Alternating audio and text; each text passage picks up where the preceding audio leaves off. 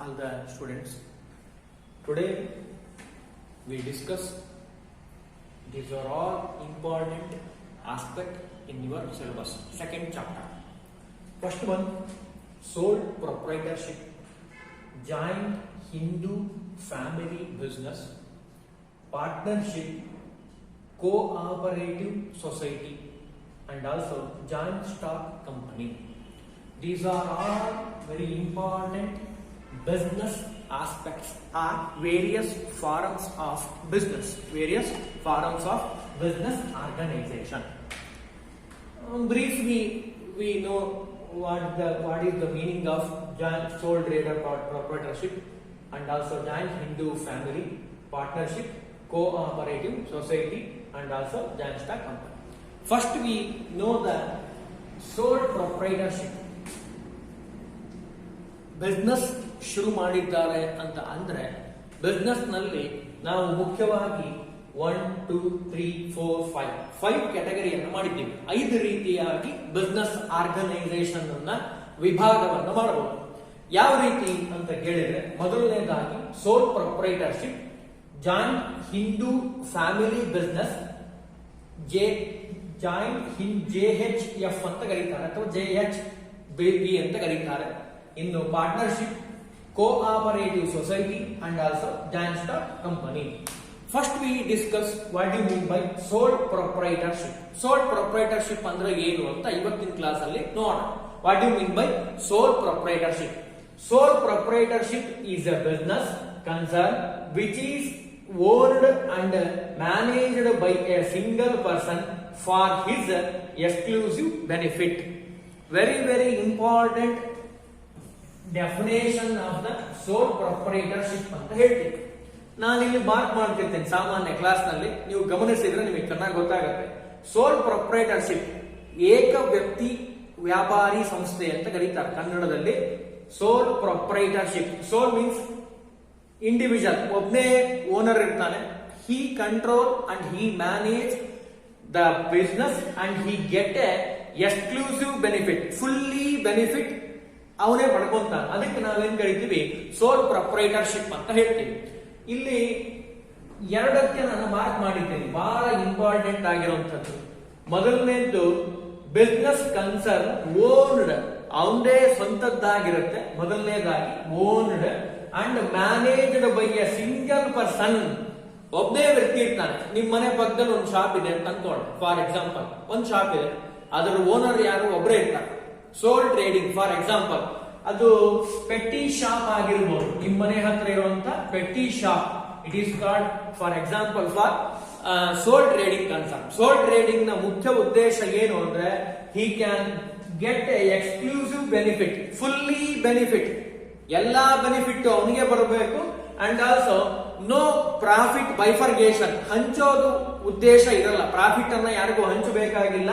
And also single person, ಒಬ್ಬನೇ ವ್ಯಕ್ತಿ, he can control and also managed, ಅವನೇ owner, ಅವನೇ ವರ್ಕರ್, ಅವನೇ ಪ್ರಮೋಟರ್, ಅವನೇ ಪ್ರಾಫಿಟ್ ಅನ್ನು ತೆಗೆದುಕೊಳ್ಳೋನು ಅಂತ ಹೇಳ್ತಾರೆ. ಸೋಲ್ ಟ್ರೇಡಿಂಗ್ ಪ್ರೊಪ್ರೈಟರ್ಶಿಪ್ ಅಂದ್ರೆ ಬಹಳ ಸಿಂಪಲ್ ಆಗಿ ಇನ್ನೂ ಒಂದು ಡೆಫಿನೇಷನ್ ನೋಡೋದಾದ್ರೆ, sole proprietorship refers to a person business organisation which owned, managed and controlled by an individual who gets all profit and bears all risk. ಕೇವಲ ಪ್ರಾಫಿಟ್ ಅನ್ನಷ್ಟೇ ನೋಡೋದಲ್ಲ, ಜೊತೆಗೆ he can avoiding, not only he avoid or minimising the risk. ನಾನು ಹಿಂದಿನ class ನಲ್ಲಿ ಹೇಳಿದ್ದೀನಿ, ಯಾವುದೇ ಕಾರಣಕ್ಕೂ you cannot destroy the risk. Risk ಅನ್ನ ಡೆಸ್ಟ್ರಾಯ್ ಮಾಡಲಿಕ್ಕೆ ಚಾನ್ಸ್ ಇಲ್ಲ. ಫಸ್ಟ್ ಚಾಪ್ಟರ್ ಅಲ್ಲೇ ಹೇಳಿದ್ದೀನಿ. ಇದು second chapter first content. Second chapter ಅಲ್ಲಿ first content business organisation types, various types. ಅದರಲ್ಲಿ ಮೊದಲನೇದು sole proprietorship. Proprietor, owner, is a owner, single owner. He can control, manage and he get a more profit and also he take all risk of the business. It is called sole proprietorship ಅಂತ ಹೇಳ್ತೀವಿ. ಹಾಗಾದ್ರೆ ಈ ಸೋಲ್ proprietorship ಇದೆಲ್ಲ, ಅದರ ಒಂದು ಲಕ್ಷಣ ಏನು ಅಂತ ಹೋಗೋಕ್ಕಿಂತ ಮುಂಚೆ ಬಹಳ ಚೆನ್ನಾಗಿ ನಾವು ಅದರ ಒಂದು ಫ್ಲೇವರ್ ಅನ್ನು ನೋಡೋದಾದ್ರೆ, ಎರಡು ರೀತಿಯಿಂದ ಹೇಳಬಹುದು. ಮೊದಲನೇದು ಬ್ಯೂಟಿ ಪಾರ್ಲರ್. ಫಾರ್ ಎಕ್ಸಾಂಪಲ್ ನಿಮಗೆ ಹೇಳಬೇಕು ಅಂದ್ರೆ ಬ್ಯೂಟಿ ಪಾರ್ಲರ್ ಆಗಿರ್ಬೋದು, ಅಥವಾ ನಿಮ್ಮ ಮನೆ ಹತ್ರ ಇರುವಂತಹ ರಿಟೇಲ್ ಶಾಪ್ ಆಗಿರ್ಬೋದು. ಫಾರ್ ಎಕ್ಸಾಂಪಲ್ ಸೋಲ್ ಪ್ರೊಪ್ರೈಟರ್ಶಿಪ್ ಗೆ ಎರಡು ಎಕ್ಸಾಂಪಲ್ ಕೊಡ್ರಿ ಅಂತ ಎಕ್ಸಾಮಿನೇಷನ್ ಅಲ್ಲಿ ಕೇಳಿದ್ರೆ very easily you can give the example. Beauty parlour, single owner, he can manage the parlor, beauty parlor, and also he can control the beauty parlor, and also he get a profit only single person, and also he take whole responsibility. Risk ಇಲ್ಲೇನಾದ್ರೂ risk ಆದ್ರೆ, ತೊಂದರೆ ಆದ್ರೆ he is ಅವನೇ responsible, ಜವಾಬ್ದಾರಿ ಅವನಿಗೆ ಇರುತ್ತೆ. ಹಾಗಾಗಿ beauty parlour ಆಗಿರ್ಬೋದು ಅಂಡ್ ಆಲ್ಸೋ ರಿಟೇಲ್ ಶಾಪ್ ಆಗಿರ್ಬೋದು ಫಾರ್ ಎಕ್ಸಾಂಪಲ್ ಅಂತ ಹೇಳ್ಬೋದು ಸೋಲ್ ಪ್ರೊಪ್ರೈಟರ್ಶಿಪ್. ಇನ್ನು ನಿಮಗೆ ಕರೆಕ್ಟ್ ಆಗಿ ಹೇಳ್ಬೇಕು ಅಂದ್ರೆ ಹೋಟೆಲ್ ಮ್ಯಾನೇಜ್ಮೆಂಟ್ ಇರುತ್ತೆ. ಹೋಟೆಲ್ ನಿಮ್ಮ ಮನೆ ಹತ್ರ ಇರುವಂತ ಒಂದು ಹೋಟೆಲ್ ಇರ್ಬೋದು, ಆ ಹೋಟೆಲ್ನಿಗೂ ಸೋಲ್ ಪ್ರೊಪ್ರೈಟರ್ಶಿಪ್ ಅಂತಾನೆ ಕರಿಬಹುದು. ಕೆಲವೊಂದು ದೊಡ್ಡ ಹೋಟೆಲ್ ಇದ್ರೆ ಮತ್ತೆ ಬೇರೆ ಚೇಂಜ್ ಆಗುತ್ತೆ. ಇಲ್ಲಿ ಪಾರ್ಟ್ನರ್ಶಿಪ್ ಆಗಿರ್ಬೋದು, ಕೋಆಪರೇಟಿವ್, ಈ ರೀತಿ ನಾವು ಹೇಳ್ಬೋದು. ಬಟ್ ನಿಮ್ ಮನೆ ಹತ್ರ ಇರುವಂತ ಸಣ್ಣ ಹೋಟೆಲ್ ಇದ್ರೆ ಸಿಂಗಲ್ ಆಗಿ ಓನರ್ ಇರ್ತಾನೆ. He is manage, he is control of that hotel. ಆ ಹೋಟೆಲ್ ಅನ್ನ ಕಂಟ್ರೋಲ್ ಮಾಡುವಂತ ಫುಲ್ ಕ್ವಾಲಿಟಿ ಅವನಲ್ಲಿ ಇರುತ್ತೆ. ನಾವು ಎಕ್ಸಾಂಪಲ್ ನೋಡೋದಾದ್ರೆ ನನ್ನ ಗಮನಕ್ಕೆ ಬಂದಿರೋ ಪ್ರಕಾರ ಬೇಕಾದಷ್ಟು ಎಕ್ಸಾಂಪಲ್ ಅನ್ನ ಕೊಡಬಹುದು. ಒಂದು ಎಕ್ಸಾಂಪಲ್ ಕೊಡ್ತೀನಿ ನಿಮಗೆ ಒಂದು ಐಡಿಯಾ ಬರಲಿ ಅಂತ. ಸೋಲ್ ಪ್ರೊಪ್ರೈಟರ್ಶಿಪ್ ಇದೆಲ್ಲ, ಅದರಲ್ಲಿ ಆಗುವಂತ ಪ್ರಾಫಿಟ್ಗಳೇನು, ಲಾಸ್ಗಳೇನು ಅಂತ ಚೆಕ್ ಮಾಡೋದಾದ್ರೆ ಫಸ್ಟ್ ನಾವು ಅದರ ಲಕ್ಷಣಗಳನ್ನ ನೋಡೋಣ. Characteristics of the very important features are characteristics of the sole proprietorship. ಅದರ ಲಕ್ಷಣಗಳೇನು ಅಂತ ಕೇಳಿದ್ರೆ first one easy of a information and also a close ಅಂತ ಹೇಳ್ತೀವಿ. ಅಂದ್ರೆ ಫಾರ್ಮೇಶನ್ ಮಾಡೋದಿದೆಯಲ್ಲ ಬಹಳ ಇಂಪಾರ್ಟೆಂಟ್ ಆಗಿ ನೀಟ್ ಆಗಿ ಮಾಡಬಹುದು. ಈಸಿ ಟು ಫಾರ್ಮೇಶನ್ ಅಂತ ಹೇಳ್ತೀವಿ. ಬಹಳ ನೀಟ್ ಆಗಿ ಶುರು ಮಾಡಬಹುದು ಸುಲಭವಾಗಿ. ಯಾಕೆ? ಹಿ ಈಸ್ ಎ ಸೋಲ್, ಒಬ್ಬನೇ ವ್ಯಕ್ತಿ. ಹಿ is a owner, he is A promoter, he is a get a profit and also he take the responsibility and risk also. ಅದಕ್ಕೆ ಬಹಳ ಈಸಿಯಾಗಿ ಸುಲಭವಾಗಿ ಇವತ್ತು ನನ್ಗೆ ಅನ್ಸಿದೆ ನಾನೊಂದು ಶಾಪ್ ಅನ್ನ ಓಪನ್ ಮಾಡಬೇಕು ಅಂತ, ನಾನು ಶಾಪ್ ಅನ್ನ ಓಪನ್ ಮಾಡಬಹುದು. ಫಾರ್ಮೇಶನ್, ಕ್ರಿಯೇಷನ್, ಫಾರ್ಮ್ಯಾಟ್ ಮಾಡಬಹುದು ಅಂಡ್ ಆಲ್ಸೋ ಕ್ಲೋಸ್. ನನ್ಗೆ ಇವತ್ತು ಬೇಡ ಅಂತ ಅನಿಸ್ತಪ್ಪ, ಇವತ್ತು ನನಗೆ ಬೇಡ ಅಂತ ಅನ್ಸಿದೆ. 5 ವರ್ಷದಿಂದ ನಾನು ಶಾಪ್ ಓಪನ್ ಮಾಡಿದ್ದೀನಿ, 5 ಇಯರ್ಸ್ ಬ್ಯಾಕ್. ಇವತ್ತು ನನಗೆ, ನಾನೇ ಓನರ್ ಅಲ್ಲ, ಇವತ್ತು ನನಗೆ ಬೇಡ ಅಂತ ಅನಿಸ್ತು, ನಾನು ಈಸಿಯಾಗಿ ಕ್ಲೋಸ್ ಮಾಡಬಹುದು. ಯಾವ ರಿಸ್ಟ್ರಿಕ್ಷನ್ ಇಲ್ಲ, ಯಾರ ರೆಸ್ಟ್ರಿಕ್ಷನ್ ಇಲ್ಲ, ಯಾವ ರೆಸ್ಟ್ರಿಕ್ಷನ್ ಇಲ್ಲ. No one can question why you are closing your business. ಯಾಕೆ ಕ್ಲೋಸ್ ಮಾಡ್ತಾ ಇದ್ದೀರಾ ಅಂತ ಹೇಳೋ ಹಾಗಿಲ್ಲ. ಕಾರಣ ಏನು? He is a owner, he is a owner, he is a controller, he is a taker of the profit. ಹಾಗಾಗಿ ನಾವು ಇದನ್ನ ಹೆಚ್ಚು ಫೇಮಸ್ ಆಗಿರುವಂತದ್ದು sole trading. It is more famous in the business ನಲ್ಲಿ ಬಹಳ ಫೇಮಸ್ ಆಗಿರುವಂತದ್ದು. ಕಾರಣ ಏನು ಅಂದ್ರೆ ನಾನು ಹೇಳಿದ್ನಲ್ಲ, ಸೋಲ್ ಟ್ರೇಡಿಂಗ್. ಲೀಡರ್ ಒಬ್ನೇ ಇರ್ತಾರೆ, ಲೀಡರ್ ಇಬ್ರಿರಲ್ಲ. Same to same is a leader, ಅವನೇ ಆರ್ಗನೈಸೇಷನ್ ನಡೆಸ್ಕೊಂಡು ಹೋಗುವಂತವನು. ಹಾಗಾಗಿ he take the responsibility. Liability and responsibility is very important in the sole trading company ಅಥವಾ ಸೋಲ್ ಟ್ರೇಡಿಂಗ್ ಪ್ರೊಪ್ರೈಟರ್ಶಿಪ್. ಹಾಗಾಗಿ ಶುರು ಮಾಡೋದು ಬಹಳ ಸುಲಭ, ಫಾರ್ಮೇಶನ್, ಅಂಡ್ ಆಲ್ಸೋ ಕ್ಲೋಸ್ ಮಾಡೋದು ಬಹಳ ಸುಲಭ ಅಂತ ಹೇಳ್ತಾರೆ. ಇದು ಮೊದಲನೇ ಲಕ್ಷಣ. In second one unlimited liability. It is quite risk. Unlimited liability ಏನಲ್ಲ, ಅನ್ಲಿಮಿಟೆಡ್ ಲಯಬಿಲಿಟಿ ಅಂದ್ರೆ ಏನು ಸ್ವಲ್ಪ ಬಿಡಿಸಿ ಹೇಳ್ತೇನೆ ನಿಮಗೆ, ಸ್ವಲ್ಪ ಅರ್ಥ ಆಗಲಿ ಅಂತ. For example you go to the market ನಲ್ಲಿ ಹೋಗ್ತಾ ಇದ್ದೀರಿ ಅಂತ ಅನ್ಕೊಳ್ಳೋಣ. ಯಾವುದೋ ಒಂದು ಬ್ಯಾಂಕ್ ಸಿಕ್ಕಿದೆ, ಆ ಬ್ಯಾಂಕ್ ಮೇಲ್ಗಡೆ ಒಂದು ಸೆಂಟೆನ್ಸ್ ಬರೆದಿರ್ತಾರೆ. ನೀವು ಚೆನ್ನಾಗಿ ಗಮನಿಸಿದ್ರೆ ನಿಮಗೆ ಚೆನ್ನಾಗಿ ಗೊತ್ತಾಗುತ್ತೆ. ಫಾರ್ ಎಕ್ಸಾಂಪಲ್ RBL ಅಂತ ಬರೆದಿದ್ದಾರೆ ಅಂತ ಅನ್ಕೊಳ್ಳೋಣ. RBL, Ratnakar bank limited. ನಾವ್ ಹೇಳ್ತಿರೋದು ಅನ್ಲಿಮಿಟೆಡ್.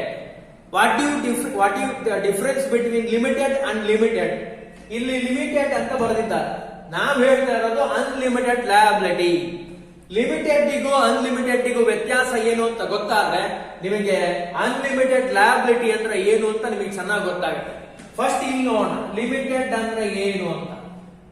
RBL ಬ್ಯಾಂಕ್ ಅಂತ ಇದೆ, Ratnakar bank limited. Limited means ಅಕಸ್ಮಾತ್ ಆಗಿ by future in the bank become a loss. Bank loss ಆಗಿದೆ ಅಂತ ಅನ್ಕೊಳ್ಳೋಣ. ಫಾರ್ ಎಕ್ಸಾಂಪಲ್, ಮುಂದೆ ಫ್ಯೂಚರ್ ನಲ್ಲಿ ಲಾಸ್ ಆದ್ರೆ ನಿಮ್ಮ ಶೇರ್ ಹೋಲ್ಡರ್ ಏನಿದಾರಲ್ಲ ಅವರಿಗೆ ನೀವು ನಿಮ್ಮ ಹಣವನ್ನ ಕೊಡಬೇಕಾಗಿಲ್ಲ. ಯಾಕೆ? ನಿಮ್ಮ ಲಯಬಿಲಿಟಿ ಲಿಮಿಟೆಡ್, ಲಿಮಿಟೆಡ್ ಮೀನ್ಸ್ ನಿಯಮಿತವಾಗಿರುವಂತದ್ದು. ಕಂಪನಿಯಲ್ಲಿ ಹಣ ಇದ್ರೆ ಅವರಿಗೆ ಪೇ ಮಾಡ್ತೀರಿ, ಇಲ್ಲ ಅಂದ್ರೆ ಪೇ ಮಾಡಲ್ಲ. ಇದು ಲಿಮಿಟೆಡ್ ನ ಒಂದು ಮೀನಿಂಗ್. ಅಕಸ್ಮಾತ್ ಆಗಿ ಅನ್ಲಿಮಿಟೆಡ್ ಗೆ ಬಂದ್ರೆ ಇದಕ್ಕೆ ವಿರುದ್ಧವಾಗಿರುವಂತದ್ದು. ಅನ್ಲಿಮಿಟೆಡ್ ಅಂದ್ರೆ ಏನರ್ಥ? Unlimited liability. ಅಕಸ್ಮಾತ್ ಆಗಿ ಲಾಸ್ ಆದ್ರೆ, ನಾನೇ ಓನರ್, ನನ್ನ ಕಂಪ್ನಿ ಲಾಸ್ ಆಗಿದೆ, ಲಾಸ್ ಆದಾಗ ನಾನೇನ್ ಮಾಡಬೇಕು? ನಮ್ಮಲ್ಲಿರುವಂತಹ ಇದೇ ಅಕಸ್ಮಾತ್ ಅನ್ಲಿಮಿಟೆಡ್ ಅಂತ ಮಾಡಿದ್ರು ಅಂದ್ರೆ, ಇಲ್ಲಿ ಅನ್ಲಿಮಿಟೆಡ್ ಇತ್ತು, ರತ್ನಾಕರ್ ಬ್ಯಾಂಕ್ ಅನ್ಲಿಮಿಟೆಡ್ ಅಂತ ಇತ್ತು ಅಂದ್ರೆ, ಶೇರ್ ಹೋಲ್ಡರ್ಸ್ ಗಳಿಗೆ ಓನರ್ ಯಾರಿದಾರೋ ಅವರ ಪರ್ಸನಲ್ ಆಗಿರುವಂತಹ ಅಸೆಟ್ ಅನ್ನ ಹಿ ಕ್ಯಾನ್ ಸೆಲ್ ಮಾಡಿ ಅದು ಬಂದಿರುವಂತಹ ಅಮೌಂಟ್ ಅನ್ನ ಹಿ ಕ್ಯಾನ್ ಗಿವ್ ಇಟ್, ಅವ್ರಿಗೆ ಕೊಡಬೇಕಾಗತ್ತೆ. ಓನ್ ಪ್ರಾಪರ್ಟಿ, ಸ್ವಂತ ಪ್ರಾಪರ್ಟಿಯನ್ನ ಸೆಲ್ ಮಾಡಿ ಮಾರಿ ಆ ಬಂದಿರೋ ಅಮೌಂಟ್ ಅನ್ನ ಅವ್ರಿಗೆ ಕೊಡಬೇಕಾಗತ್ತೆ. ಅದಕ್ಕೆ ಅನ್ಲಿಮಿಟೆಡ್ ಅಂತ ಹೇಳ್ತಾರೆ. ಇದು ಅನ್ಲಿಮಿಟೆಡ್ ಅಲ್ಲ, ಅದಕ್ಕೆ ರತ್ನಾಕರ್ ಬ್ಯಾಂಕ್ ಲಿಮಿಟೆಡ್ ಅಂತ ಇದೆ. ಹೌದಾ? ಹಂಗೆ ಇದು ಬಿಟ್ಕೊಳ್ಳೋಣ. ಈಗ ಇಲ್ಲಿ ಬರೋಣ. Unlimited liability, sole trader proprietorship ಇದೆಲ್ಲ, it is called unlimited liability because is a owner, is a loss taker. ಇಲ್ಲಿ ಯಾರು ಬರಲ್ಲ. ಯಾಕೆ? He is a single man, ಒಬ್ನೇ ಇರೋದು. ಏನೇ ಲಾಸ್ ಆದ್ರೂ ಅವನಿಗೆ, ಏನೇ ಪ್ರಾಫಿಟ್ ಆದ್ರೂ he get a profit, more profit, and he take a more loss also sometimes. ಯಾಕೆ? Market is fluctuations. ನಾನು ಮೊನ್ನೆ ಹೇಳಿದ್ದೀನಿ, ಮಾರ್ಕೆಟ್ ನಲ್ಲಿ ಒಂದೇ ರೀತಿ ಇರಲ್ಲ, ಮಾರ್ಕೆಟ್ ಯಾವಾಗ್ಲೂ ಬದಲಾಗತ್ತೆ. ಹಾಗಾಗಿ ಇಟ್ ಈಸ್ ವೆರಿ ಇಂಪಾರ್ಟೆಂಟ್, ಬಹಳ ಹುಷಾರಾಗಿ ನಾವೇನ್ ಮಾಡಬೇಕು, ತಗೋಬೇಕು ಅಂತ ಹೇಳ್ತೀನಿ. First one, easy to formation and close. Format ಮಾಡೋದು ಬಹಳ ಸುಲಭ. Second one, very important, close ಮಾಡೋದು ಬಹಳ ಸುಲಭ. ಯಾಕೆ? He is a owner, he is a risk taker. ಎರಡನೇದ್ದು unlimited liability.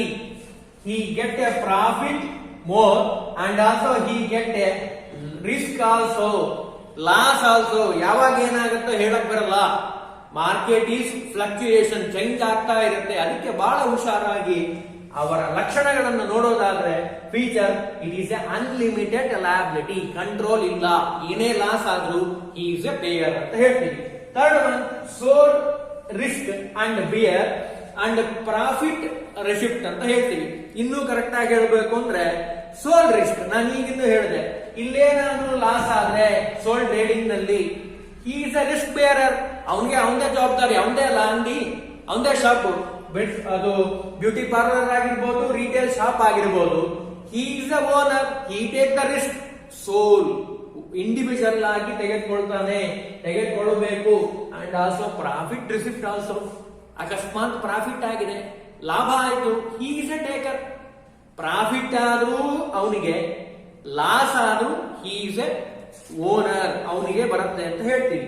And also next, control. He is a controller, full whole trading company. ಯಾಕೆ? Sole trading ಕಂಪನಿಯಲ್ಲಿ ಬೇರೆ ಯಾರು ಇರಲ್ಲ, ಒಬ್ಬನೇ ಇರ್ತಾನೆ, ಏಕ ವ್ಯಕ್ತಿ ವ್ಯಾಪಾರಿ ಸಂಸ್ಥೆ ಅಂತ ನಾನು ಈಗಿನ ಹೇಳಿದೆ ಕನ್ನಡದಲ್ಲಿ. He is a owner, he is a worker, he is a all rounder with in the sole trading company. He is a all rounder, ಕೆಲಸನೂ ಅವನೇ ಮಾಡಬೇಕು. He is a controller. ಈ ವರ್ಷ ಇಷ್ಟು ಪ್ರಾಫಿಟ್ ಆಗಿದೆ 10% ಅಂದ್ರೆ he is a take a profit 10%. 5% loss ಆಗಿದೆ, ಅದನ್ನು ಅವನೇ ತಗೋಬೇಕು. ನಾನು ಈಗ ಹೇಳಿದೆ, ಸೋಲ್ ರಿಸ್ಕ್ ಬಿಯರರ್ ಒಬ್ನೇ ತಗೊಳ್ಳೋದು ರಿಸಿಪ್ಟ್ ಅನ್ನ, ಪ್ರಾಫಿಟ್ ರಿಸಿಪ್ಟ್ ಅವನಿಗೆ ಜವಾಬ್ದಾರಿ ಆಗುತ್ತೆ. ಕಂಟ್ರೋಲರ್, ಕಂಟ್ರೋಲ್ ಮಾಡೋದು ಒಂದೇ ಜವಾಬ್ದಾರಿ. ಇವಷ್ಟು ರಿಟೇಲ್ ಶಾಪ್ ಓಪನ್ ಮಾಡಿದ್ದೀರಿ ಅಂದ್ರೆ ಈ ವರ್ಷದಲ್ಲಿ ಎಷ್ಟು ಪರ್ಚೇಸ್ ಮಾಡಬೇಕು, ಎಷ್ಟು ಸೇಲ್ಸ್ ಆಗಿದೆ, ಎಷ್ಟು ಪ್ರಾಫಿಟ್ ಆಗಿದೆ, ಲಾಸ್ಟಿಗೆ ಕೊನೆಗೆ ಪರ್ಚೇಸ್ ಸೇಲ್ಸ್ ಬಂದಿರುವಂತದ್ದೇನು ಎಲ್ಲ ಮೈನಸ್ ಮಾಡಿಬಿಟ್ರೆ ನಮಗೆ ಸಿಗೋದೇನು, ಓನ್ಲಿ ಪ್ರಾಫಿಟ್ ಸಿಗುತ್ತೆ, ಜೊತೆಗೆ ಲಾಸು ಸಿಗುತ್ತೆ, ಎಷ್ಟು ಲಾಸ್ ಆಗಿದೆ ಅಂತ ಗೊತ್ತಾಗತ್ತೆ. ಅದಕ್ಕೆ he is a controller. Profit ಆಗಿದ್ದಾನೆ, no problem, he run the business very quite naturally, ಏನು ಚೇಂಜಸ್ ಮಾಡೋಲ್ಲ. But it become a loss. Control ಯಾವಾಗ ಮಾಡ್ತೀವಿ ನಾವು? ಇಟ್ ಬಿಕಮ್ ಎ ಲಾಸ್ ನಲ್ಲಿ ಹೋಗ್ತಾ ಇದೆ ಅಂದ್ರೆ he can control over all the organisation. Control ಮಾಡ್ಲಿಕ್ಕೆ ಶುರು ಮಾಡ್ತಾನೆ. ಕಾರಣ ಏನು ಅಂದ್ರೆ ಇಟ್ ಬಿಕಮ್ ಎ ಲಾಸ್ ಆಗಬಾರ್ದು ಅನ್ನೋ ಉದ್ದೇಶಕ್ಕೆ ಹಿ ಕ್ಯಾನ್ ಕಂಟ್ರೋಲ್ ಮಾಡೋ ಉದ್ದೇಶ ಏನು? ಲಾಸ್ ಆಗಬಾರ್ದು. ಲಾಸ್ ಆಗಿಲ್ಲ ಅಂದ್ರೆ ಹಿ ಕೆನಾಟ್ ಕಂಟ್ರೋಲ್. ಫ್ರೀ ಆಗಿ ಬಿಟ್ಬಿಡ್ತಾರೆ. ಪ್ರಾಫಿಟ್ ಆಗ್ತಾ ಇದೆ ಸರ್, ನೋ ಪ್ರಾಬ್ಲಮ್. ಕ್ಲೀನ್ ಆಗಿ ಪಾಠ ಅರ್ಥ ಆಗ್ತಾ ಇದೆ ಅಂದ್ರೆ ಸಬ್ಜೆಕ್ಟ್ ಚೆನ್ನಾಗಿ ಗೊತ್ತಿದೆ, ಸಬ್ಜೆಕ್ಟ್ ಚೆನ್ನಾಗಿ ಅರ್ಥ ಆಗ್ತಾ ಇದೆ ಅಂದ್ರೆ ಸಬ್ಜೆಕ್ಟ್ ಚೆನ್ನಾಗಿದೆ, ಗೊತ್ತಾಗ್ತಾ ಇದೆ ನಮ್ಗೆ ನೀಟಾಗಿ. ಇದರಲ್ಲಿ ನಾವು ನೋಡಬಹುದು control. He can control over all the organisation because he is a sole trader, he is a owner, he is a get a profit, all the profit, he act as a all rounder. ಇಲ್ಲಿ ನಾವು control ನ ಶಬ್ದಕ್ಕೆ ಬಂದ್ರೆ ಇದು ಒಂದು ಲಕ್ಷಣ ಅಂತ ಹೇಳ್ತೀವಿ, ಫೀಚರ್. ಯಾಕೆ? Because control, without control he cannot get a profit. ಬರ್ಲಿಕ್ಕೆ ಸಾಧ್ಯನೇ ಇಲ್ಲ ಅಂತ ಹೇಳ್ತಾರೆ. ಇದು ಒಂದು ಲಕ್ಷಣ. In last one, no separate entity. ಬೇರೆ ರೀತಿಯಾಗಿ ಸಪರೇಟ್ ಎಂಟಿಟಿ ಇಲ್ಲ. ನಾನು ಇಲ್ಲಿ ಹೇಳಬೇಕಾದ್ರೆ ಹೇಳ್ತೀನಿ ಎಂಟಿಟಿ ಅಂದ್ರೆ ಈ ಶಬ್ದದ ಅರ್ಥ ಏನು ಅಂತ. ಇಲ್ಲಿ ನೋಡೋಣ. No separate entity. ಇನ್ನೂ ಕರೆಕ್ಟ್ ಆಗಿ ಹೇಳಬೇಕು ಅಂದ್ರೆ in the eyes of law the sole trader and his business are one and the same entity. ಅಂದ್ರೆ ಸೋಲ್ ಟ್ರೇಡ್ ಕಂಪನಿ ಇದೆಲ್ಲ ಅದು ಸಪರೇಟ್ ಎಂಟಿಟಿ ಇಲ್ಲ. ಪಾರ್ಟ್ನರ್ಶಿಪ್ ಅಲ್ಲಿ ಪಾರ್ಟ್ನರ್ಸೇ ಬೇರೆ, ಎಂಟಿಟಿನೇ ಬೇರೆ. ಯಾಕೆ? ಪಾರ್ಟ್ನರ್ಶಿಪ್ ಫರ್ಮ್ ಅಂತ ಇರುತ್ತೆ. ಇಲ್ಲಿ ಹಾಗಲ್ಲ. ಸೋಲ್ ಟ್ರೇಡರ್ ಪ್ರೊಪ್ರೈಟರ್ಶಿಪ್ ಇರಲ್ಲ, ಕಂಪನಿನೂ ಅವನೇ, ಓನರ್ ಅವನೇ. ಇಲ್ಲಿ ಬೇರೆ ಎಂಟಿಟಿ ಅಂತ ಇನ್ ದ ಐಸ್ ಆಫ್ ಲಾ, ಕಾನೂನಿನ ದೃಷ್ಟಿಯಲ್ಲಿ ಬೇರೆ ಬೇರೆ ಅಲ್ಲ, ಇಬ್ರು ಒಂದೇ ಅಂತ ಹೇಳ್ತಾರೆ. ಹಾಗಾಗಿ is a risk taker, risk ಅನ್ನ ತೆಗೆದುಕೊಳ್ಳುವರು ಅಂತ ಹೇಳ್ತೀವಿ. ಹಾಗಾದ್ರೆ ಇಲ್ಲಿ ಒಂದು ಸ್ವಲ್ಪ ಗಮನಿಸೋಣ. ಇಲ್ಲಿ ನೋಡ್ಕೊಂಡ್ವಿ ನಾವು ಇವತ್ತು ಇಂಟ್ರಡಕ್ಷನ್ ಕ್ಲಾಸ್ ನಲ್ಲಿ ನಾವೇನ್ ಮಾಡ್ತಾ ಇದ್ದೀವಿ? ಸೆಕೆಂಡ್ ಚಾಪ್ಟರ್ ಫಸ್ಟ್ ಕಂಟೆಂಟ್ ಸೋಲ್ ಪ್ರೊಪ್ರೈಟರ್ಶಿಪ್. ಸೋಲ್ ಪ್ರೊಪ್ರೈಟರ್ಶಿಪ್ ಏಕ ವ್ಯಕ್ತಿ ವ್ಯಾಪಾರಿ ಸಂಸ್ಥೆ. ಹಾಗಾದ್ರೆ ಸೋಲ್ ಟ್ರೇಡರ್ ಪ್ರೊಪ್ರೈಟರ್ಶಿಪ್ ಅಂದ್ರೆ ಏನು ಅಂತ ನಾನು ಬಿಡಿಸಿ ಹೇಳಿದೆ. Sole proprietorship is a business. ಒಂದು ಬಿಸ್ನೆಸ್ ಇದೆ, ಅದಕ್ಕೆ ಓನರ್ ಒಬ್ರೆ, concern which is owned by managed by a single person for his exclusive benefit. ಅಂದ್ರೆ ಕರೆಕ್ಟ್ ಆಗಿ ಒಂದೇ ಶಬ್ದದಲ್ಲಿ ಹೇಳಬೇಕು ಅಂದ್ರೆ ಸೋಲ್ ಪ್ರೊಪ್ರೈಟರ್ಶಿಪ್ ಅಂದ್ರೆ ಏಕ ವ್ಯಕ್ತಿ ವ್ಯಾಪಾರಿ ಸಂಸ್ಥೆ. He can manage, he can control, he is all rounder, he take a risk also and he get including a profit ಅನ್ನು ತೆಗೆದುಕೊಳ್ಳುವಂತವನು. ಜೊತೆಗೆ ಈ ಮುಖ್ಯವಾದ ಲಕ್ಷಣಗಳನ್ನು ನಾವು ಕಾಣ್ತೀವಿ. ಮೊದಲನೇದು easy to formation and also close. ಯಾವಾಗ ಮನಸ್ಸಿಗೆ ಅನ್ಸುತ್ತೋ ಅವಾಗ ಶುರು ಮಾಡಬಹುದು, ಯಾವಾಗ ಕ್ಲೋಸ್ ಮಾಡಬೇಕು ಅನ್ಸುತ್ತೋ ಅವಾಗ ಕ್ಲೋಸ್ ಮಾಡಬಹುದು. ಎರಡನೇದು unlimited liability, not limited liability, unlimited liability. ಯಾವಾಗ ಬೇಕಾದ್ರೂ ಏನ್ ಬೇಕಾದ್ರೂ ಆಗ್ಬಹುದು. He is take a risk. ಅದಕ್ಕೆ ಮುಂದಿನ ಒಂದು ಕಂಟೆಂಟ್ ಹೇಳುತ್ತಾರೆ, sold risk and bear the profit receipt also. ಎಲ್ಲವನ್ನು ಅವನೇ ತಗೊಳ್ಳೋದ್ರಿಂದ he is a controller and also no separate entity. Sole trader proprietorship and also person in the eyes of law similar, ಒಬ್ರೇ ಅಂತ ಹೇಳ್ತೀವಿ. ಇನ್ನು ಸ್ವಲ್ಪ ಮುಂದೆ ನೋಡೋಣ. ಕರೆಕ್ಟ್ ಆಗಿ ಇನ್ನೊಂದು ಸ್ವಲ್ಪ ಕಂಟೆಂಟ್ ಅನ್ನ ಸೇರಿಸಿದ್ರೆ ಇದರಲ್ಲಿ ನೋಡೋದಾದ್ರೆ ಫೀಚರ್ಸ್ ಇನ್ನೂ ನೀಟಾಗಿ ಸ್ವಲ್ಪ ನೋಡೋದಾದ್ರೆ ಫಸ್ಟ್ ಒನ್ ನಾನು ಈಗ ಹೇಳಿದೆ, easy to formation and also close. ಎರಡನೇದು second one very important aspect of the sole trading proprietorship, quick decision making. ನಾನು ಬಹಳ ಸಲ ಹೇಳ್ತಿರ್ತೇನೆ, ಇಲ್ಲಿ ಪಾರ್ಟ್ನರ್ಶಿಪ್ ಅಲ್ಲಿ ಏನಾಗುತ್ತೆ, ಪಾರ್ಟ್ನರ್ಶಿಪ್ ನಲ್ಲಿ 2 ಅಥವಾ 4 ಅಥವಾ 6 ಹೀಗೆ ಪರ್ಸನ್ಸ್ ಗಳನ್ನ ನಾವು ಆಡ್ ಮಾಡ್ತೀವಿ, ಇರ್ತಾರೆ. ಪಾರ್ಟ್ನರ್ಶಿಪ್ ಫರ್ಮ್ ನ ಡೆಫಿನೇಷನ್ ಹೇಳುತ್ತೆ ಮೋರ್ ದ್ಯಾನ್ 2 ಅಂತ ಇದೆ, ಹೌದಾ? ಇಲ್ಲೇನಾಗುತ್ತೆ ಸೋಲ್ ಟ್ರೇಡಿಂಗ್ ಕಂಪನಿಯಲ್ಲಿ, ನಾನು ಡಿಫರೆನ್ಸ್ ತೋರಿಸ್ತೀನಿ ಆಮೇಲೆ. ಸೋಲ್ ಟ್ರೇಡರ್ ಪ್ರೊಪ್ರೈಟರ್ಶಿಪ್ ಅಲ್ಲಿ he is a owner, single man, he take the decision very quickly. But ಇಲ್ಲೇನಾಗುತ್ತೆ ಹಾಗಲ್ಲ, ಇವ್ರು ಎಲ್ಲರ ಒಪಿನಿಯನ್ ಕೇಳಬೇಕಲ್ಲ. ಈಸ್ ದ ಪಾರ್ಟ್ನರ್ಸ್ 6 ಜನ ಇದ್ರು, 6 members, 8 members, 10 members. You ask all the members, all partners opinion for profit ಯಾವ decision ಬೇಕಾದ್ರೆ ತೆಗೆದುಕೊಳ್ಬೇಕಾದ್ರೂ ಯು ಟೇಕ್ ದ ಒಪಿನಿಯನ್, ಇವ್ರು ಎಲ್ಲರ ಒಪಿನಿಯನ್ ತೆಗೆದುಕೊಳ್ಬೇಕು. Without permission, without information you cannot do anything in the partnership firm. But sole trading proprietorship, he is a owner, he take the information, ತೆಗೆದುಕೊಂಡ, positive ಆಗಿ think ಮಾಡ್ದ, change ಮಾಡ್ದ. ನಾನು ಅದಕ್ಕೆ ಬಹಳ ಸಲ ಹೇಳ್ತಿರ್ತೀನಿ, ಒಂದು ಇನ್ಫಾರ್ಮೇಶನ್ ಅನ್ನ ಯಾವಾಗ್ಲೂ ಪಾಸಿಟಿವ್ ಆಗಿ ಥಿಂಕ್ ಮಾಡ್ಬೇಕು, ಬಹಳ ಕರೆಕ್ಟ್ ಆಗಿ ಪಾಸಿಟಿವ್ ಆಗಿ.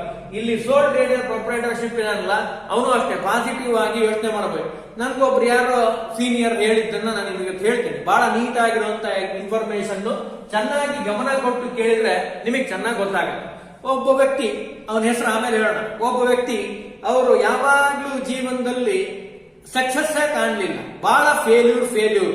ಸೋಲ್ ಟ್ರೇಡಿಂಗ್ ನಲ್ಲೂ ಬಹಳ ಸರಿ ಫೇಲ್ಯೂರ್ ಆಗಿದ್ದನ್ನ ನಾವು ನೋಡಿದ್ದೇವೆ.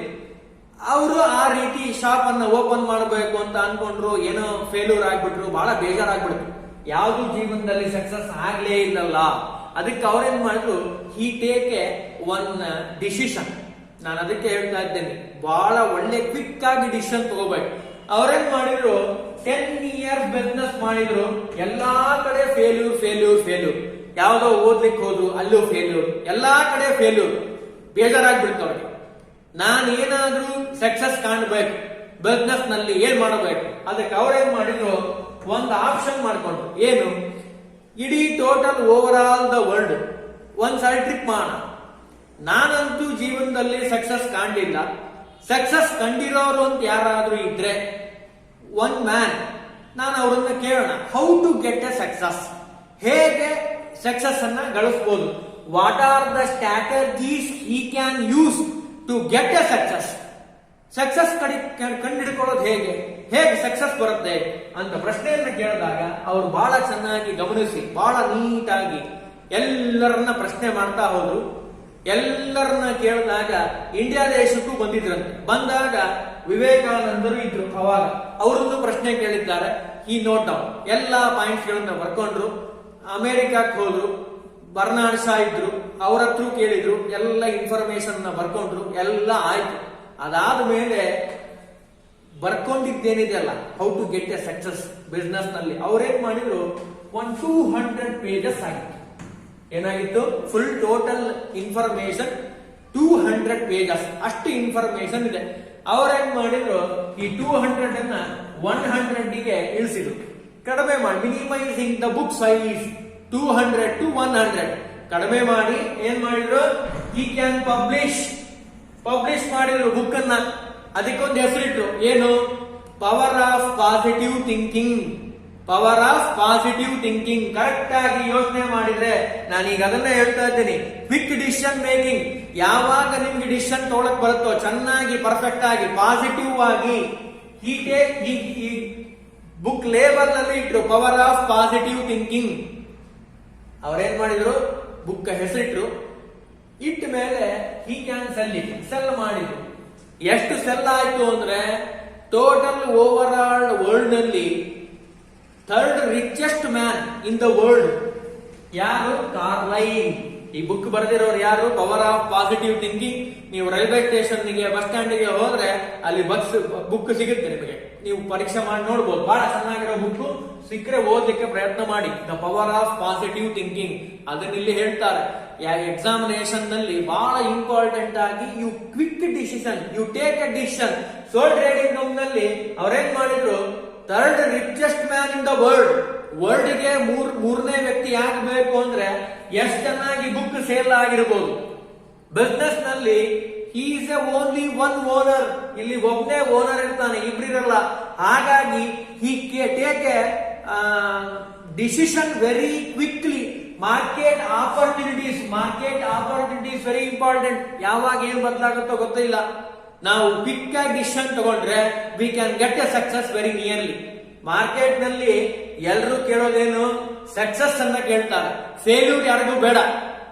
ಫೇಲ್ಯೂರ್ ಆಗಬಾರ್ದು ಅಂದ್ರೆ you can get a more information and also you use the strategies, different strategies, how to get a success. ಯಾವ ರೀತಿ ಸಕ್ಸಸ್ ಅನ್ನ ಪಡ್ಕೋಬಹುದು ಅದನ್ನ ಇಲ್ಲಿ ಸೋಲ್ ಪ್ರೊಪ್ರೈಟರ್ಶಿಪ್ ಅಲ್ಲಿ ನಾವು ಕಾಣ್ತೀವಿ.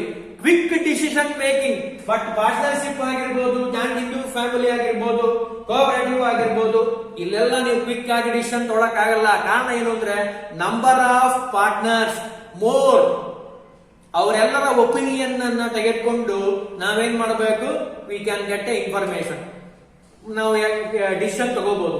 ನಮ್ಮ ಆರ್ಗನೈಸೇಷನಲ್ ಬಿಹೇವಿಯರ್ ಅಂತ ಒಂದು ಸಬ್ಜೆಕ್ಟ್ ಇದೆ, ಅದರಲ್ಲಿ ಒಂದು ಮಾತು ಹೇಳ್ತಾರೆ, ಫಸ್ಟ್ ಸೆಂಟೆನ್ಸ್ ಇರೋದು ಇಂಡಿವಿಜುವಲ್ಸ್ ಆರ್ ಡಿಫರೆಂಟ್. ಇಂಡಿವಿಜುವಲ್ ವ್ಯಕ್ತಿಗಳು ಬದಲಾವಣೆ ಇರುತ್ತೆ, ಒಬ್ರಿದ್ದಾಗ ಒಬ್ರಿರಲ್ಲ. ಇಲ್ಲಿ ಇಂಡಿವಿಜುವಲ್ ಒಬ್ಬನೇ ಇದ್ದಾನೆ, ಇಬ್ರಿಲ್ಲೇ ಇಲ್ಲ. ಹಾಗಾಗಿ he take the decision very quickly.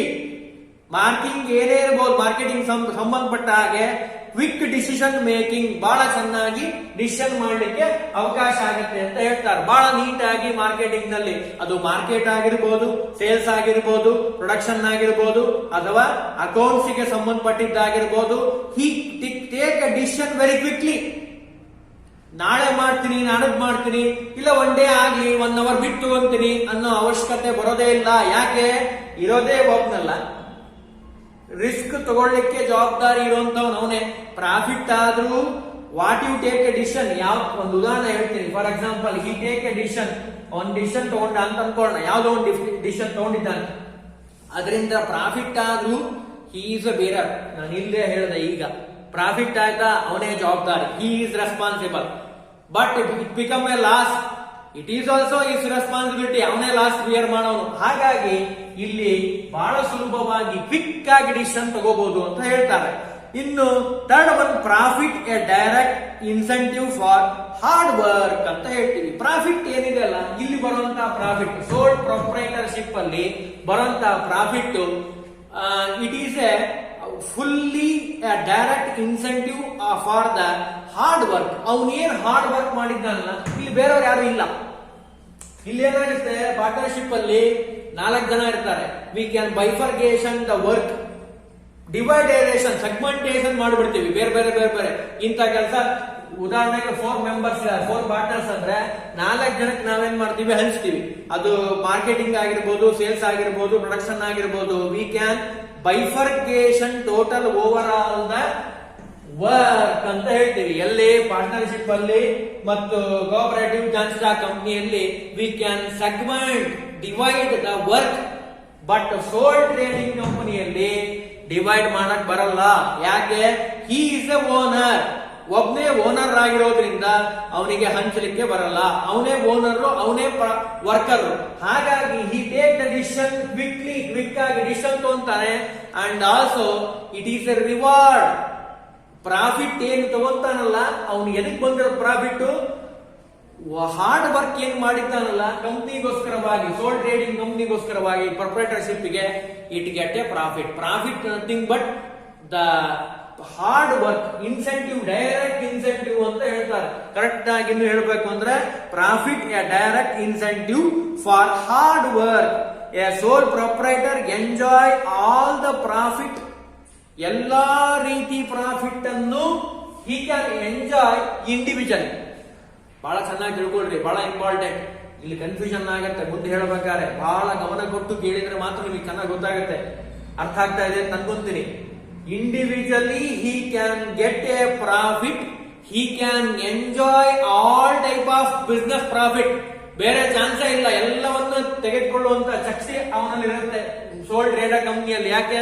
He is a single owner, no one can question why you are taking this type of decision. ಯಾರೋ ಪ್ರಶ್ನೆ ಕೇಳಲ್ಲ. ಯಾಕೆ? He is a owner, he is a profit taker. ಮುಂದೇನಾದ್ರೂ profit ಆಯ್ತಾ ಕಂಪ್ನಿಗೆ, ಅವನಿಗೆ ಜವಾಬ್ದಾರಿ. ಅಥವಾ ಲಾಸ್ ಆಯ್ತಾ, ಅವನೇ ಜವಾಬ್ದಾರಿ. ಪ್ರಾಫಿಟ್ ಒಂದೇ, ಲಾಸು ಒಂದೇ. ಹಾಗಾಗಿ ಬಹಳ ಹುಷಾರಾಗಿರಬೇಕು ಅಂತ ಹೇಳ್ತಾರೆ. Last, confidentially of information, very very important. Sole trading ಕಂಪನಿಯಲ್ಲಿ ಇಲ್ಲೇನಾಗುತ್ತೆ, ಕಾನ್ಫಿಡೆನ್ಶಿಯಲ್ ಮ್ಯಾಟರ್, ಯಾವುದೇ ರಹಸ್ಯವಾದ ವಿಷಯಗಳನ್ನ ತಾನೇ ಮೇಂಟೈನ್ ಮಾಡೋಕ್ಕೆ ಬರುತ್ತೆ. ಬಟ್ ಇನ್ ಪಾರ್ಟ್ನರ್ಶಿಪ್ ಆಗಿರ್ಬೋದು, ಜಾಯಿಂಟ್ ಹಿಂದೂ ಫ್ಯಾಮಿಲಿ ಆಗಿರ್ಬೋದು, ಜಾಯಿಂಟ್ ಸ್ಟಾಕ್ ಕಂಪನಿ ಆಗಿರ್ಬೋದು, you cannot hide or secure the information.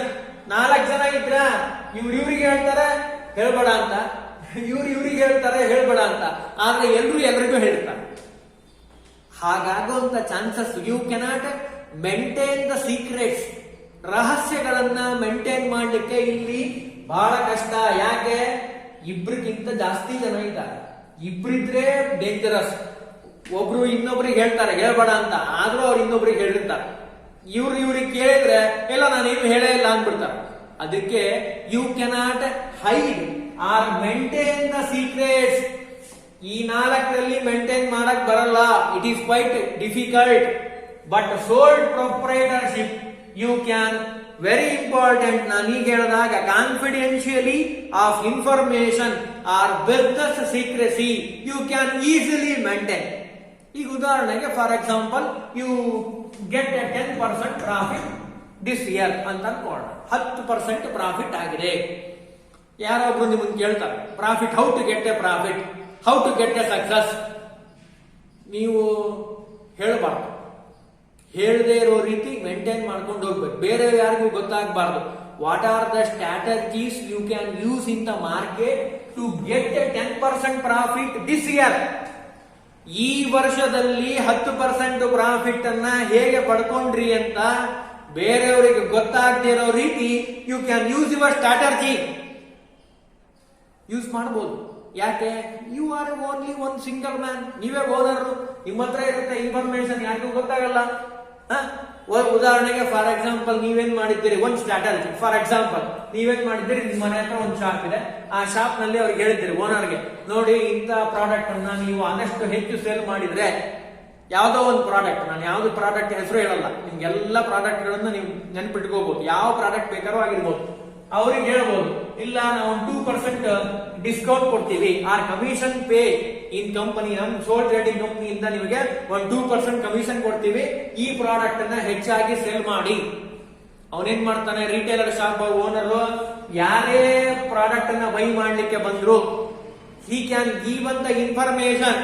ನೋಡಿ ಇದೆಲ್ಲ ಚೆನ್ನಾಗಿದೆ, ಹಿ can give an freely advertisement. ಅವನ್ ಹೇಳ್ತಾನೆ, ನೋಡಿ ಬೇರೆ ಪ್ರಾಡಕ್ಟ್ ಅನ್ನ ಬೈ ಮಾಡ್ತಿದ್ರು ಅವ್ರೇನ್ ಮಾಡ್ತಾನೆ, he can more attractive. Shop ಬಂದ ಕೂಡಲೇ ಓನರ್ ಶಾಪ್ ಎದುರುಗಡೆನೆ ಅವನೆಲ್ಲ ಪ್ರಾಡಕ್ಟ್ ಇಟ್ಟಿರ್ತಾನೆ. ಬಂದಿರೋರೆಲ್ಲ ಪ್ರಶ್ನೆ ಕೇಳ್ತಾರೆ, ಏನಿದು ಪ್ರಾಡಕ್ಟ್ ಅಂತ. ಅವಾಗ ಅವ್ನು ಹೇಳ್ತಾನೆ, ಎಕ್ಸ್ಪ್ಲೈನ್ ಮಾಡ್ತಾನೆ, he can give one suggestion to use. ಅವಾಗ ಏನಾಗುತ್ತೆ, every one he can buy your product very neatly. ಎಲ್ಲರೂ ಪ್ರಾಡಕ್ಟ್ ಅನ್ನ ಬೈ ಮಾಡ್ತಾರೆ. ಅವಾಗ ಏನಾಗುತ್ತೆ, you can get a profit very easily, ಸುಲಭವಾಗಿ. ಇಟ್ ಈಸ್ ಒಂದು ಸ್ಟ್ರಾಟಜಿ. ಹೀಗೆ ಬೇರೆ ರೀತಿನೂ ಮಾಡಬಹುದು, ನಾನಿಲ್ಲ ಅಂತ ಹೇಳಲ್ಲ. ಒಂದು ಸ್ಯಾಂಪಲ್ ನಿಮ್ಗೆ ಹೇಳಿದೆ. ನಿಮ್ಮ ಮನೆ ಹತ್ರ ಇರುವಂತಹ ಒಬ್ಬ ಶಾಪ್ ಓನರ್ ಈ ರೀತಿ ಮಾಡ್ತಾನೆ ಅಂದ್ರೆ, ಚೆನ್ನಾಗಿ ಬಿಸ್ನೆಸ್ ಮಾಡುವಂತಹ sole trader, he can give an a more ideas. ಅವ್ರ ಹತ್ರ ಬೇಕಾದಷ್ಟು ಐಡಿಯಾಗಳನ್ನ ಬಳಸಿ ಅವನೇನ್ ಮಾಡಬಹುದು, ವೆರಿ ಇಂಪಾರ್ಟೆಂಟ್ ಬಿಸ್ನೆಸ್ ಸೀಕ್ರೆಸಿಯನ್ನ ಮೇಂಟೈನ್ ಮಾಡಬಹುದು. ವೆರಿ ಇಂಪಾರ್ಟೆಂಟ್, ಕಾನ್ಫಿಡೆನ್ಷಿಯಲ್ ಆಗಿ ಇಡಬಹುದು ಅಂತ ಹೇಳ್ತೀವಿ. ಅಂದ್ರೆ these are all very important aspects.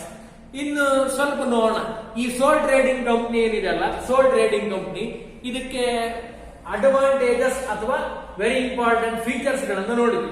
ಜೊತೆಗೆ some of the very important disadvantages is also including A sole trader proprietorship. ಈ ಡಿಸ್ಅಡ್ವಾಂಟೇಜಸ್ ಕೇಳಿದೆಯಲ್ಲ, ಈ ನಾ ಹೇಳುವಂತ disadvantages, it is a plus point to joint stock company, partnership, cooperative and also joint stock company. What are the disadvantages? Or limitations, demerits, loopholes of the sole trading company.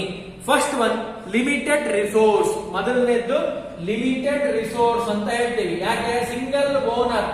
Single owner ಆಗಿರೋದ್ರಿಂದ you cannot resource take the resource huge quantity or manage quantity.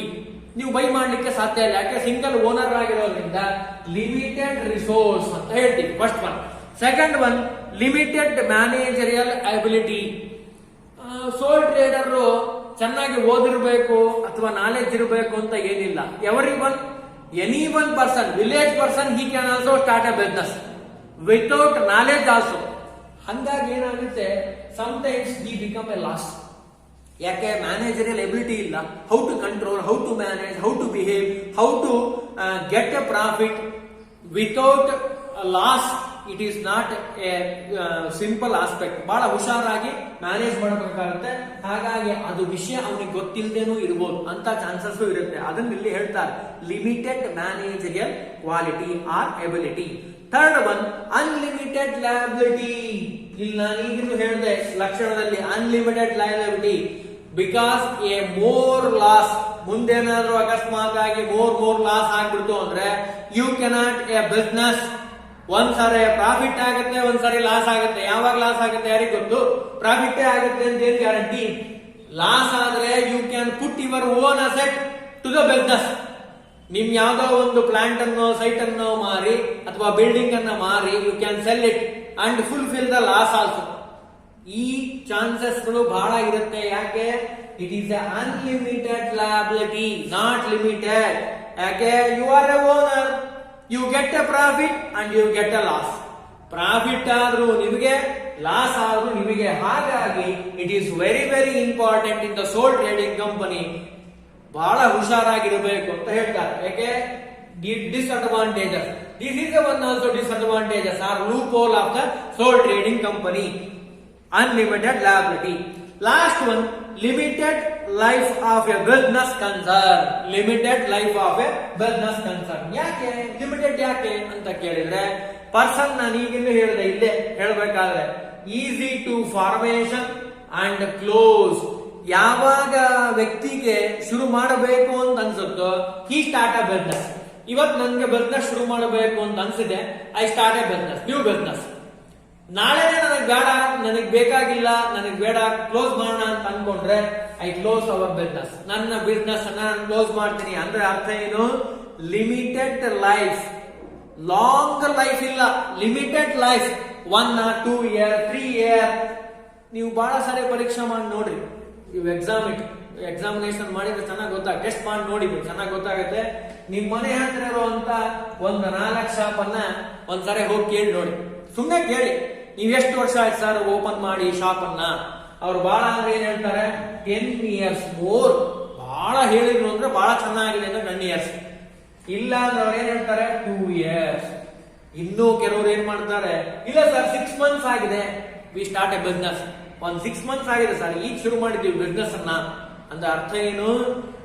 Limited liability and also unlimited liability and also A small life. ನಾನು ಈಗಿನ್ನು ಹೇಳಿದೆ limited life of business concern. ಯಾಕೆ? ಇವನಿಗೆ ಏನೋ ಶುರು ಮಾಡಿದ್ದಾನೆ. For example milk business ಅಂತ ಅನ್ಕೋಣ. ಸೋಲ್ trading ನಲ್ಲಿ milk ಅನ್ನ ಶುರು ಮಾಡಿದ್ದಾನೆ, ಲಾಭ ಆಯ್ತು, ಬಹಳ ಸಂತೋಷ. ಯಾರು ಆ ಏರಿಯಾದಲ್ಲಿ ಮಿಲ್ಕ್ ಅನ್ನ ಬೈ ಮಾಡ್ಲೇ ಇಲ್ಲ ಅಂತ ಅನ್ಕೋಣ. It become a loss. ಅವಾಗ ಏನ್ ಮಾಡ್ತಾನ? He close the business. Milk business ಅನ್ನ ಕ್ಲೋಸ್ ಮಾಡ್ತಾನೆ. He start a new business. ಅಂದ್ರೆ ಅರ್ಥ ಏನು? Limited life. Limited life. Sole trading ನಲ್ಲಿ ಲಿಮಿಟೆಡ್ ಲೈಫ್ ಇದೆ, ಫುಲ್ಲಿ ಲೈಫ್ ಇಲ್ಲ. These are all main important characteristics and disadvantages. So today we discuss main very important second chapter, introduction. Introduction means various types of business types. ಅದರಲ್ಲಿ ಮೊದಲನೇದ್ದು joint sold proprietorship. These are all very important aspects. Sole proprietorship, joint Hindu family business, partnership, cooperative society, joint stock company. Today we know the meaning and definition of the sole proprietorship and also characteristics and also very important advantages and disadvantages of the very very important sole trading company.